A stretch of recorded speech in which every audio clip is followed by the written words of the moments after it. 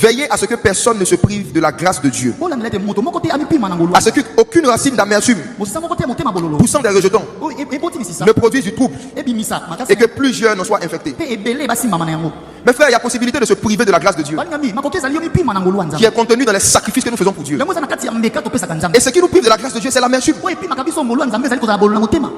Le Seigneur Jésus a dit, lorsque tu viens faire ton offrande, si tu te rappelles que tu as quelque chose contre ton frère, il n'a pas dit d'annuler l'offrande. Il dit, laisse là ton offrande. Ça veut dire qu'il faut quand même faire l'offrande. Mais il faut aller chercher à te réconcilier avec toi. Il ne faut pas laisser en fait ce défaut de l'âme annuler la grâce qui doit venir de cette offrande. Beaucoup d'enfants de Dieu disent, moi je sème beaucoup, je ne vois rien. Mais tu sèmes beaucoup, mais tu détestes beaucoup. Tu sèmes beaucoup, mais tu haïs beaucoup. Tu sèmes beaucoup, mais tu es toujours en train de te venger beaucoup. Tu es comme un homme qui met sa semence en terre et qui lui-même la déteste. Lorsque nous venons donner à Dieu, nous sémons. Mais lorsque nous gardons l'amertume, nous déterrons notre semence dans le monde spirituel. Lorsque nous donnons de la maison de Dieu, c'est une semence. Mais lorsque nous programmons des plans de vengeance contre des personnes, nous sommes en train de déterrer cette semence nous-mêmes. Donc,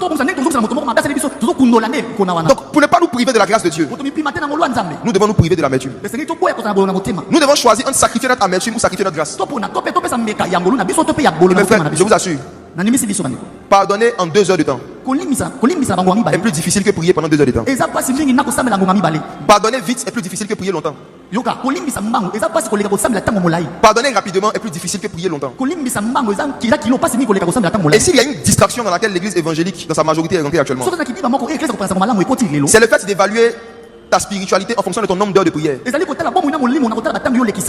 dire que comme je prie pendant des heures, je suis spirituel. Mes frères et sœurs, ce n'est pas le fait de prier pendant des heures qui montre qu'un être est spirituel. C'est le fait de pardonner comme Christ. Le pardon est plus spirituel que la prière. Le pardon est plus spirituel que la prière. Jésus a prié pendant des heures toute sa vie. Une nuit même, il a prié toute la nuit jusqu'au matin. Mais personne n'était sauvé. Mais lorsque Jésus s'est sacrifié et qu'il a dit Père, pardonne-leur, ça ils ne savent pas ce qu'ils font. C'est là que nous avons été sauvés. Donc en soi, ce n'est pas la vie de prière de Jésus qui nous a sauvés, c'est la vie de pardon de Jésus qui nous a sauvés. Donc toute personne qui prie beaucoup mais qui ne pardonne pas beaucoup se fatigue beaucoup.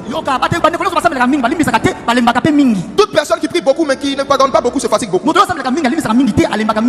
C'est la raison pour laquelle, quand Caïn est venu donner son offrande, Dieu n'a pas agréé son offrande. Parce que l'état de son cœur n'était pas bon. Et il a prouvé que l'état de son cœur n'était pas bon par le fait qu'il s'est mis en colère et son visage était abattu. Et Dieu vient demander à Caïn, pourquoi ton visage est-il abattu? J'aimerais dire un frère en Christ.